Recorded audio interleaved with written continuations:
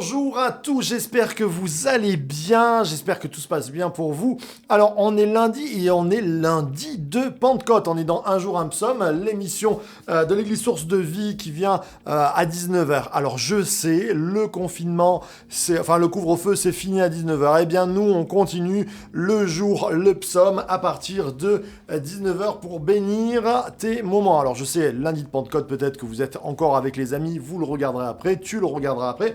Mais on va lire ensemble le psaume 68. Alors le psaume 68, c'est un psaume qui fait quand même 36 versets et qui a 3 pauses à l'intérieur. Donc on va le faire en 3. Lundi, mardi, mercredi, nous aurons le psaume 68. On est prêt ?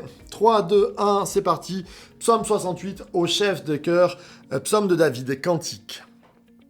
Dieu se lève, ses ennemis s'enfuient, et ceux qui le haïssent s'enfuient devant sa face. Comme la fumée se dissipe, tu les dissipes. Comme la cire se fond au feu, les méchants périssent devant Dieu. Mais le juste se réjouit, il exulte devant Dieu, il s'égaie dans la joie. Chantez à Dieu, psalmodiez en l'honneur de son nom, frayez le chemin à celui qui chevauche dans les plaines. L'Éternel est son nom. Exultez devant lui, le Père des orphelins. Défenseur des veuves, c'est Dieu dans sa sainte résidence. Dieu fait habiter les solitaires dans une maison. Il fait sortir les prisonniers pour leur satisfaction, mais les rebelles seuls demeurent dans des lieux arides. Dieu, quand tu sortis à la tête de ton peuple, quand tu marchais dans le désert. Amen. On continuera demain. Une première partie du psaume, puisque là on arrive à une pause, qui vient nous parler, c'est un chant qu'on utilisait les 2 premiers versets. Dieu se lève, ses ennemis s'enfuient, et ceux qui le haïssent s'enfuient devant sa face. C'était un chant de guerre. Quand on partait en guerre, on chantait ces paroles, et en disant « Devant l'Éternel, l'ennemi s'enfuit ». Il doit y avoir, je crois, dans nos cœurs, dans nos vies, des chants de guerre. C'est-à-dire, à un moment donné, il en est assez que l'ennemi ravage nos vies par peut-être des addictions, peut-être par un tempérament qui vient tout détruire, que l'ennemi détruise la vie de ton couple, la vie de tes parents, la vie de tes enfants, la vie des gens autour de toi, que l'ennemi détruise les églises. Il en est assez, levons-nous comme un chant de guerre et frappons fort. Et on voit, nous pouvons voir dans ce texte combien il y a une opposition entre le Dieu fort et les méchants qui s'en prennent à Dieu. Et je crois, il y a l'œuvre de Dieu en même temps. Et dans quel côté on se met ? Parce que quelquefois, on peut devenir méchant, et je le dis assez souvent, mais les méchants, ils finissent toujours mal. Attention à que le fruit des méchants, qu'est-ce que c'est le fruit de méchant ? Le méchant, on le voit, il ne te met pas, heureux celui qui marche non selon le conseil des méchants.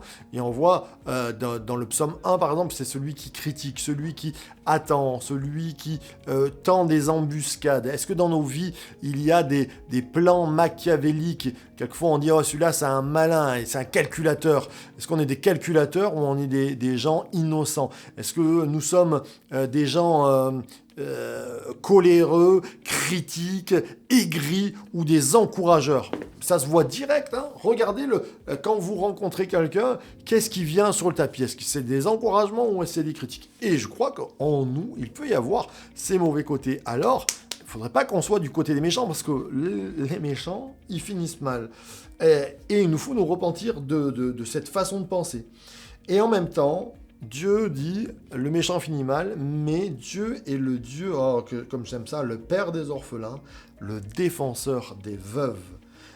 C'est le Dieu qui fait habiter les solitaires dans une maison. Combien elle est belle cette parole. Dieu prend soin des faibles, et peut-être que tu es faible, et que tu te trouves faible, et que tu te dis, Seigneur, mais c'est même pas, Seigneur, prends soin de moi, c'est crois que Dieu a déjà un plan pour toi. Rentre dans le chemin de bénédiction, dans le tout est accompli. Il prend soin de toi. Tu es dans la solitude, tu es une veuve, tu es un orphelin, tu es solitaire, tu es seul, tu te retrouves seul. Il y a un plan pour toi. Et Dieu fait habiter les solitaires dans une maison. Ça, c'est intéressant de voir que je crois que le royaume des cieux, il prend place dans le ciel et il prend place ici-bas.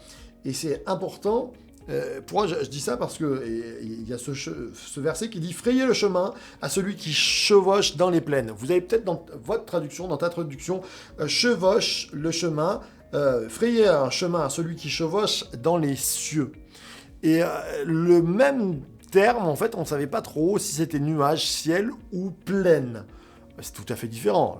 Le nuage, il est dans le ciel, et la plaine, c'est en bas. Eh bien, je crois que c'est normal qu'il y ait cette différence parce que Dieu, quand il agit au ciel, il agit aussi sur la terre. Et Dieu fait habiter les solitaires, enfin ceux qui sont esselés dans une maison. J'aime pas la traduction solitaire, c'est plutôt Dieu fait habiter ceux qui sont seuls dans une maison. Parce que solitaire, c'est un choix. Et quelquefois, on n'a pas le choix, des fois, on se retrouve seul. La maison, elle est bien sûr céleste, mais ça prend place aussi sur la terre. Et là, je voudrais parler des églises locales, qui sont une maison pour celui qui se sent seul. Cours à la maison de Dieu. Alors, tu vas me dire, oui, mais tu connais pas mon église. Trouve la bonne maison de Dieu. Mais je crois en l'église locale. Et combien on se bat ici, depuis que je suis arrivé, je comptais, depuis le mois d'avril, en fait, la première fois que j'ai prêché, ça a été la fête des mères en 2016, donc ça remonte un petit peu. Ça fait déjà 5 ans, tu te rends compte? Eh bien, on a toujours travaillé pour que l'Église soit une famille, une maison. Pas la meilleure des maisons, pas la meilleure des familles, mais au moins une famille, au moins une maison. Et une famille, une maison, qu'est-ce que c'est? Une famille, c'est pas parce qu'on a de l'argent qu'on est heureux dans la famille, c'est parce qu'on a de l'amour qu'on est heureux. C'est pas parce que on mange des mets gras et délicats qu'on est heureux dans la maison, mais c'est parce qu'on partage. Et je crois que l'église locale, c'est cette maison. Dans le ciel, j'ai une maison qui m'attend, mais sur la terre, j'ai une maison. Et souvent, les chrétiens ne le réalisent pas. Souvent, même les personnes qui ne sont pas croyants, quand ils rentrent à l'église, souvent, on me dit « Oh là là, que c'est beau la famille ». Quelquefois, nous, on ne réalise plus parce qu'on a notre espérance dans la maison du ciel, mais notre espérance, elle n'est pas aussi dans l'église locale. Alors que l'église locale, c'est une maison que Dieu a préparée pour les meilleures œuvres. Alors, cours à l'église locale, où que tu sois, je ne parle pas que pour notre église locale, mais c'est bon l'église locale, c'est là, moi je dis toujours, ma famille, ma maison, c'est là où elle est l'église locale. Alors, il y a des imperfections, comme dans toutes les familles, comme dans toutes les maisons, parce qu'on n'est pas encore au ciel, mais qu'est-ce que c'est bon l'église locale, et on se réjouit encore d'être ensemble. Je vais prier maintenant, afin qu'on puisse être comblés dans nos vies, que nous puissions prendre ce temps et dire « Je ne veux pas être du côté des méchants, mais je veux rentrer dans le projet et la maison que Dieu a bien voulu faire pour moi. » Amen. Notre Père, merci pour ce texte, ce psaume 68 qui vient nous parler. Seigneur, qui nous rappelle de ne pas être méchant, mais qui nous rappelle d'être bon, qui nous rappelle d'être encourageant, qui nous rappelle d'être positif, qui nous rappelle d'avoir des mots qui portent la vie. Et Seigneur, si tu agis dans le ciel, tu agis maintenant. Et nous te bénissons pour l'Église aussi. Que cette Église, que là où nous sommes, nous prions pour notre Église locale, qu'elle devienne encore plus une belle maison, une belle famille pour chacun d'entre nous. Amen, amen et amen. Waouh, quel bon moment. On se retrouve demain matin, bien sûr, avec le Jesus Coffee. Profitez encore de cette journée de la Pentecôte. Réjouissez-vous, régalez-vous. Que le feu soit sur vous. Et on se retrouve, bien sûr, demain à 19h pour Un jour, un psaume. On continue ensemble. Source de vie de Church to Be. Bye bye.